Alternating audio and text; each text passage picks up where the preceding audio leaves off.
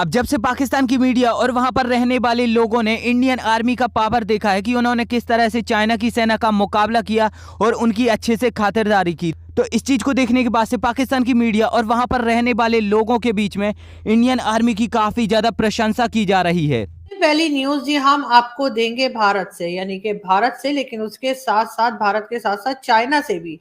जी हाँ, भारत में एक जी कल आप लोगों को मालूम ही होगा कि एलएसी के ऊपर चाइनीज और इंडियन दोनों फोर्सेस में एक बार फिर झड़प हुई है, जिसमें चाइनीज जो है उनका तो खैर नुकसान हुआ ही है, लेकिन भारत की तरफ भी जो सोल्जर्स थे वो काफी इंजर्ड हुए हैं, और किसी को ज्यादा और किसी को कम चोट लगी है। साथ साथ पत्थरबाजी हुई है, और बहुत गलत है, इस तरह वैसे होना नहीं चाहिए। और साल खत्म हो रहा है और हमें यही ख्याल था कि शायद कुछ अमन रहेगा, कुछ सुकून रहेगा, लेकिन ऐसा हुआ नहीं। और कहा जा रहा है कि चाइना की तरफ से एलएसी के ऊपर जो है एक तरह का अटैक किया गया। उनका ख्याल था कि शायद इस वक्त इंडियन सोल्जर्स जो हैं वो कहीं बैठ के पकौड़े खा रहे हैं या फिर वो वहां मौजूद ही नहीं है, लेकिन ऐसा हुआ नहीं। और बहुत जबरदस्त तरीके से इंडियन फोर्सेस ने ना सिर्फ ये कि चाइनीज फोर्सेस को रोका, बल्कि जो पत्थरबाजी वगैरह हुई उसमें कई लोग जख्मी भी हुए, जिनमें इंडियंस भी शामिल हैं और चाइनीज भी। और फिर चाइना को भगा दिया। कहा यही जा रहा है कि वो कोई हिस्सा था इंडिया का जिसपे वो कब्जा करने के लिए आ रहे थे, और उनका ख्याल था कि क्योंकि इस वक्त इंडियन सोल्जर्स मौजूद नहीं है और तो हम इसके ऊपर बड़ी आसानी से काबू पा लेंगे, लेकिन ऐसा हो नहीं सका। और चाइना के जो लोग थे, जो सोल्जर्स थे, उनको बहरहाल एक तरह से टफ टाइम दिया। ये क्या मसले चल रहे हैं? वो चाइनीज जो हैं वो फिर एक्टिव हो गए हैं। सुना है कि वो अरुणाचल प्रदेश में जो तवांग सेक्टर है वहाँ पे कोई दोबारा जो है वो कोई कह रहा है स्टोन पेल्टिंग हुई है, कोई कह रहा है गुत्थम गुत्थी हुई है, तो 9 एक बंदे जो हैं वो घायल हो गए हैं, जख्मी हो गए हैं। तो ये इंडिया को जो शी जिनपिंग ये बता रहे हैं कि तुम वेस्टर्न अलायंस में जाओगे, तो मैं यूरोपियंस और अमेरिकन को बताना चाहता हूं कि मेरे इंडिया के साथ इस तरह के हालात हैं। ये क्या चल क्या रहा है? मतलब किस एंगल से स्टोरी इंडिया सुना रहे हैं? क्योंकि और एक एंगल ये भी कहा जा रहा है कि प्राइम मिनिस्टर मोदी के लिए ये बहुत अच्छा है, क्योंकि मीडिया और मोदी को हीरो करेक्टर बना के पेश करेगा। तो और जिस तरह G20 है, तो ये चीजें जो हैं ये again good for the government. आपका क्या पर्सपेक्टिव है? देखिए चीमा साहब, शो पे बुलाने के लिए धन्यवाद। आज चीनियों को उनकी औकात फिर गिना दी। देखिए हुआ क्या था, जो अभी ऑफिशियल इंफॉर्मेशन है उतनी बात कर पाएंगे, उसके अलावा मुझे कुछ नहीं पता।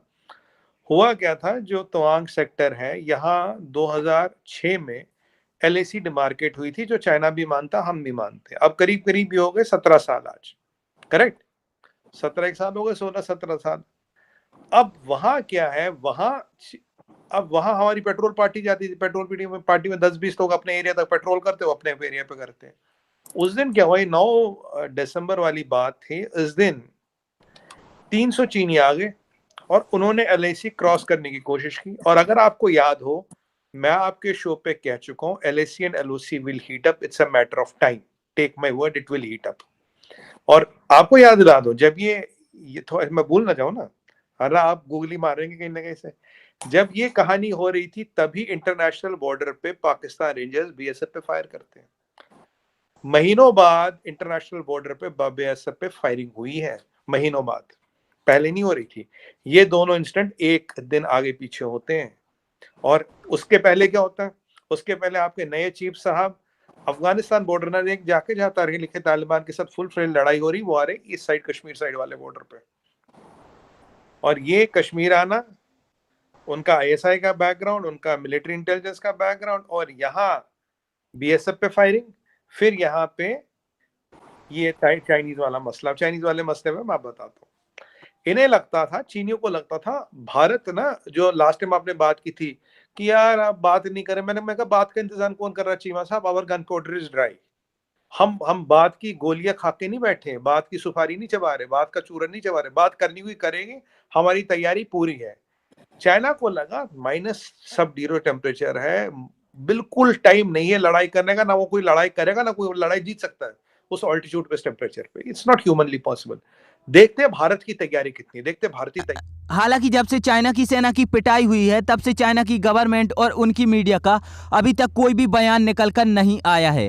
वो लोग चाइना में बैठकर ये सोच रहे हैं कि अब इस पर क्या बयान दिया जाए, क्योंकि पूरी दुनिया में इनकी नाक कट चुकी है। अगर ये मामला भारत और चाइना की बॉर्डर तक ही सीमित होता तो यहाँ पर चाइना कुछ भी उल्टा सीधा बयान दे देता और मामले को संभाल लेता और अपने आप को एक सुपर पावर देश बता देता। लेकिन क्योंकि बॉर्डर से जो वीडियो सर्कुलेट हुई है उसे सबने देख लिया है और उस वीडियो में ये साफ साफ दिखाई दे रहा है कि कैसे चाइनीज सेना गीदड़ों की भांति आई और पिटकर चली गई। हालांकि चाइना की इस नाकारा और निकम्मा सेना पर आपका क्या कहना है, आप मुझे नीचे कमेंट में जरूर बताओ। एंड वीडियो अगर अच्छी लगी है तो चैनल को सब्सक्राइब करके बेल आइकन जरूर दबाओ।